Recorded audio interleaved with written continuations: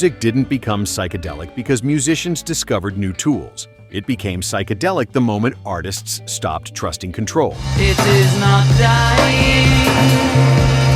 It is not dying. Over sound, over structure, over themselves.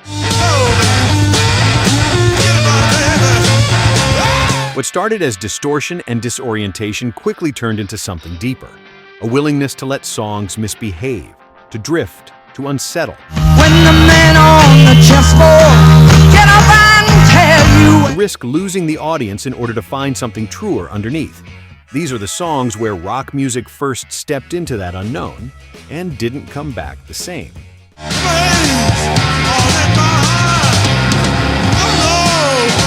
Number 1. Purple Haze by Jimi Hendrix.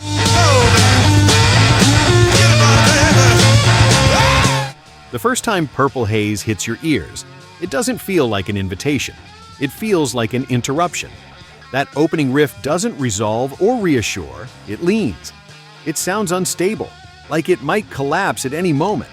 Hendrix wasn't just playing the guitar, he was wrestling with it.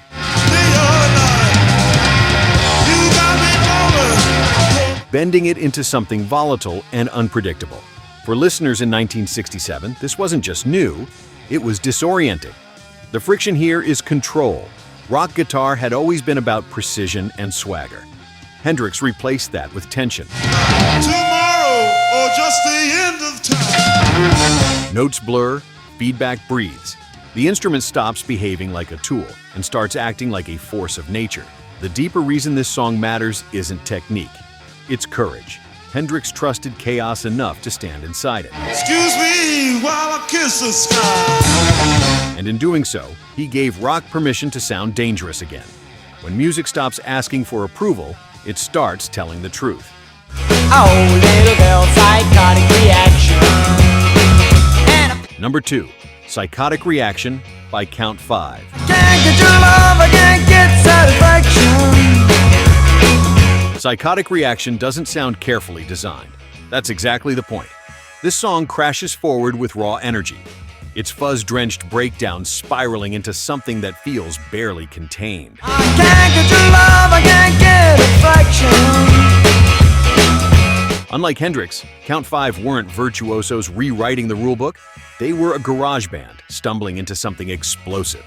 That's the tension here. Psychedelia didn't just belong to geniuses, it also belonged to accidents.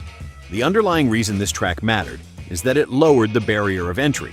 You didn't need mastery, you didn't need polish, you just needed the nerve to push past what sounded correct. I need you, girl, by my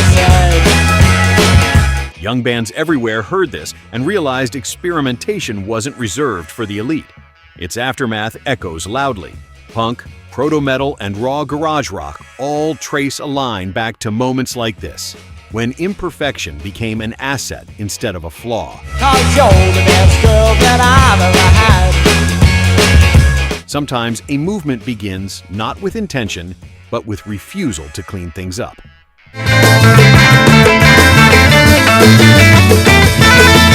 Number 3. 8 Miles High by the Byrds. 8 Miles High doesn't rush you, it lifts you. From the first moments, the song feels suspended, like forward motion has been replaced by altitude. Roger McGuinn's guitar doesn't cut through the mix, it circles it, spiraling in patterns that feel more meditative than melodic. For many listeners, this was the first time rock music felt untethered. The friction here is expectation. Audiences were used to hooks and choruses. This song offered atmosphere instead. It asked listeners to sit inside the sound rather than chase it. At its core, 8 Miles High is about dislocation, emotional, cultural, even spiritual. Rock music was no longer grounded in dance floors or radio formulas. It was drifting into interior space. Its influence is subtle but enormous. Once rock learned how to float, it never fully returned to the ground. Elevation isn't about going faster, it's about letting go of gravity.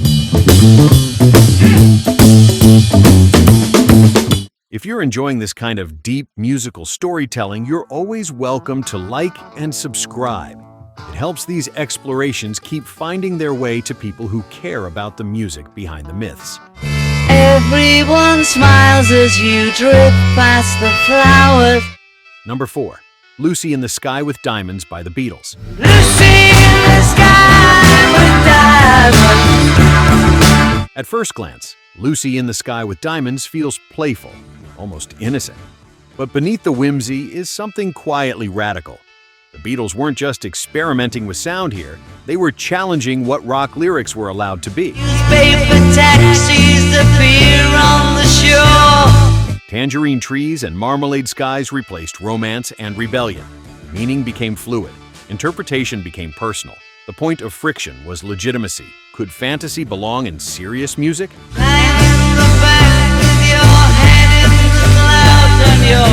Or did it automatically signal escapism?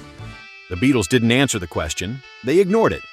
The deeper reason this song mattered is that it severed the need for literal explanation. Rock music could now operate like a dream, emotionally precise, logically unclear. That shift opened the door for entire genres built on imagination rather than narrative clarity. When music stops explaining itself, it starts inviting you inside. When the men on the chessboard get up and tell you. Number 5. White Rabbit by Jefferson Airplane. Where need you go chasing rabbits? White Rabbit doesn't wander, it climbs. From its opening moments, the song moves with purpose, building tension layer by layer until Grace Slick's voice reaches a command rather than a chorus. Oh, in logic and proportion. There's no release until the very end, and when it arrives, it feels inevitable. The friction here is structure. Most rock songs circle back for comfort. Your mind is moving low. Go as White Rabbit refuses. It moves forward only, mirroring the lyrical descent into altered perception. You don't get to step off early. remember what the Dormouse said. What makes this song endure is its confidence. It doesn't seduce, it instructs. It assumes the listener is ready or willing to become ready. That certainty made it a defining anthem of the psychedelic era. Some songs don't ask where you're going. They tell you to keep going.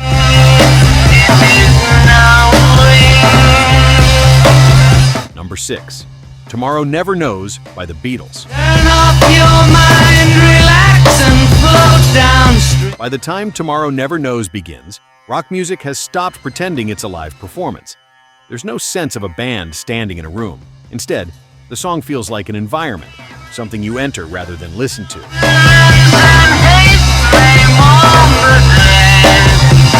John Lennon's voice doesn't lead. It hovers. The rhythm doesn't swing, it cycles. Everything feels circular, detached from time. The friction here is authorship. This isn't a song shaped by hands-on instruments, so much as one shaped by decisions.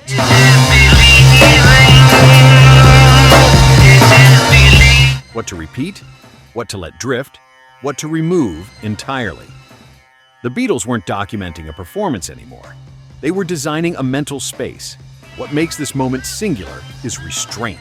The song doesn't escalate or resolve, it simply exists, daring the listener to do the same.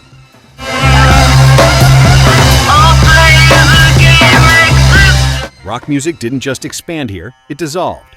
When music stops moving forward, it forces you to look inward. Number 7. I Had Too Much to Dream Last Night by the Electric Prunes. I Had Too Much to Dream Last Night doesn't ease you in. It drops you mid-thought. The opening doesn't announce itself as a beginning. It feels like the song was already happening before you arrived. That disorientation is the point. Listeners aren't guided, they're interrupted. Your eyes were filled with love the way they used to be. The tension here is clarity. Vocals blur into texture. The groove pulses, but never fully settles.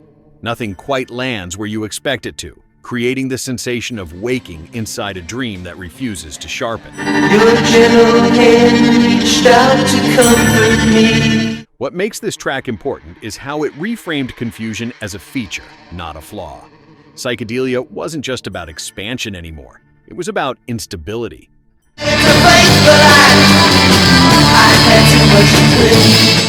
About not knowing whether you were ahead of the music or behind it.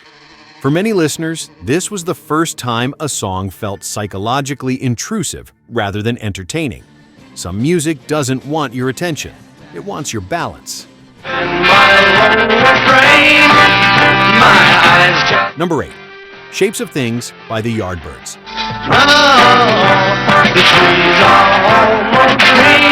Shapes of Things sounds uneasy from the start.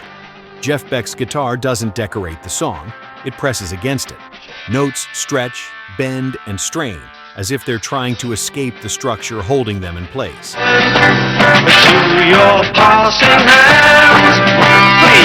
There's tension in every phrase, a sense that something is slightly wrong. The friction here is emotional honesty. Instead of wonder or bliss, this song leans into anxiety. Psychedelia often gets remembered as colorful and euphoric, but Shapes of Things exposes its nervous system.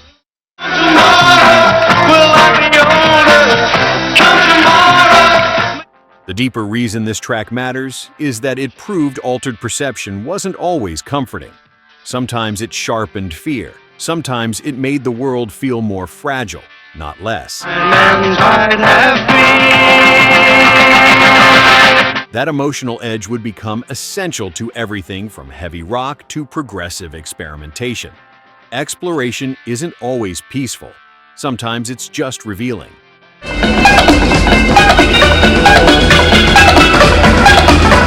Number 9. Interstellar Overdrive by Pink Floyd. Interstellar Overdrive doesn't behave like a song. It behaves like a situation. There's a loose framework at the start, but it quickly gives way to motion. Surges, collapses, regroupings. You can feel the band listening to each other in real time, reacting rather than executing.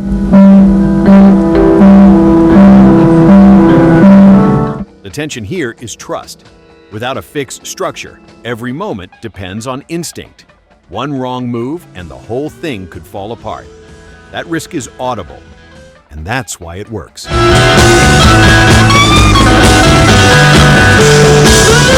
For audiences, this wasn't passive listening. It was witnessing creation unfold live, without guarantees.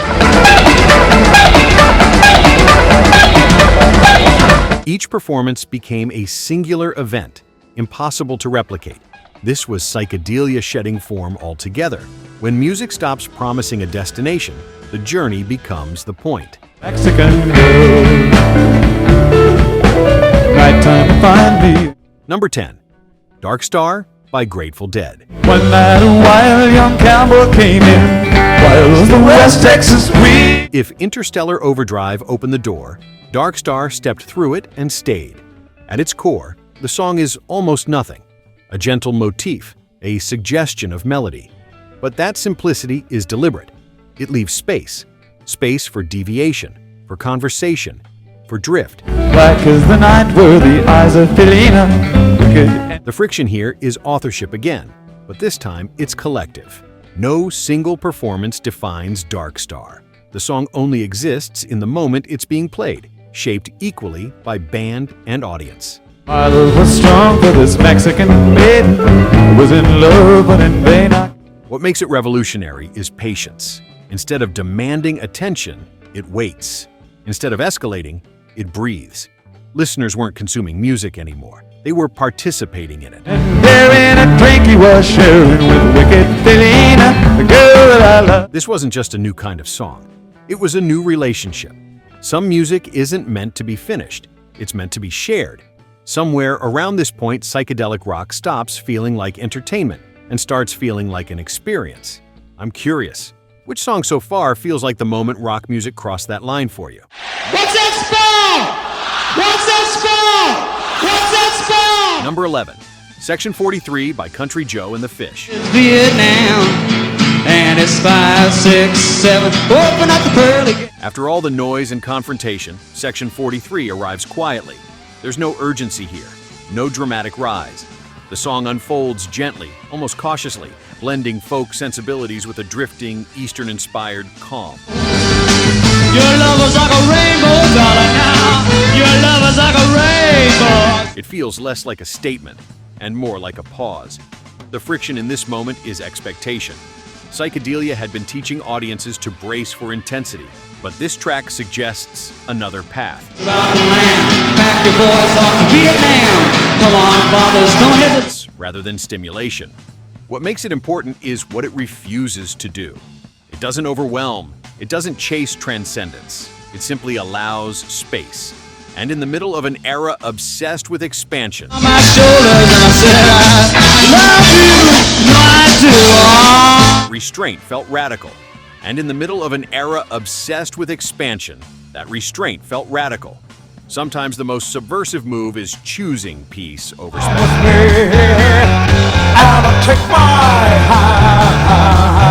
Number 12. In a Gata da Vida.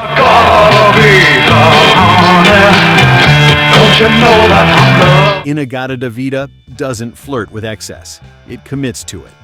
From its opening pulse, the song settles into repetition. Heavy, hypnotic, unrelenting. What might have been a limitation becomes its defining feature. Time stretches. Attention shifts. Attention here is endurance. This isn't about surprise or discovery anymore. It's about immersion. About how long a listener is willing to remain inside a single idea. The deeper significance is that psychedelia had grown confident enough to test patience itself. Length became a statement. Weight became atmosphere. The song marked a turning point where exploration edged into dominance. Freedom, once discovered, can become overwhelming. Don't need power when I'm here. Number 13. The Red Telephone by Love. Why? Because it did. Turns inward, and it's unsettling. The song shifts moods without warning. Harmonies comfort, then fracture. Lyrics hint at paranoia, fear, and emotional instability. Nothing fully settles, and that's intentional. Locking them up today, they're throwing away the key. Here is vulnerability. Psychedelia had promised insight, but this track reveals the cost of that promise. When perception expands, so does anxiety. It documents the psychological toll of living without anchors, without certainty. Not every door you open leads somewhere safe. I was feeling kind of seasick. Number 14. A Whiter Shade of Pale by Procol Harum. No wider shade of pale. By contrast, A Whiter Shade of Pale feels like a ghost drifting through the aftermath. There's no chaos here, no confrontation, just a slow, solemn atmosphere built on ambiguity.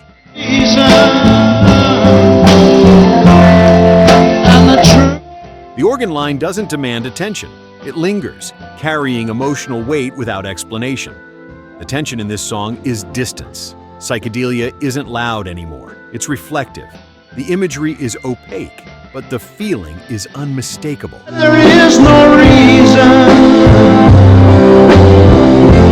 Melancholy, longing, something already slipping away. Its lasting power comes from restraint. It proves that psychedelic music didn't need shock or excess to endure. It could be subtle, it could be timeless. Some revolutions don't echo, they haunt.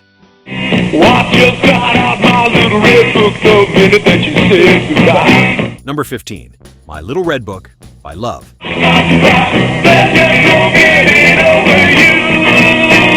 My Little Red Book closes the journey not with transcendence, but with tension. Rooted in pop structure, the song still carries a restless energy. Sharp chords, urgent delivery, and a sense that something is pressing against the edges. You can hear the moment just before the leap. The friction here is potential.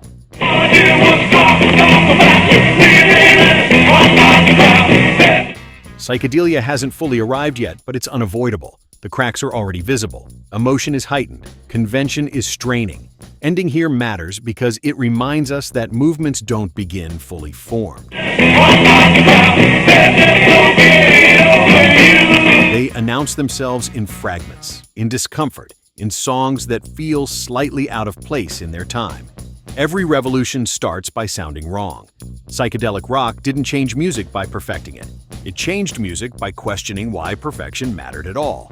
These songs weren't just experiments in sound, they were experiments in trust, in identity, in how much uncertainty artists and audiences were willing to face together. Some found freedom, some found excess, some found themselves changed in ways they couldn't undo. If one of these songs felt less like a track and more like a turning point, I'd love to hear which one stayed with you. And if this kind of slow, thoughtful excavation of music history speaks to you, you're always welcome back. When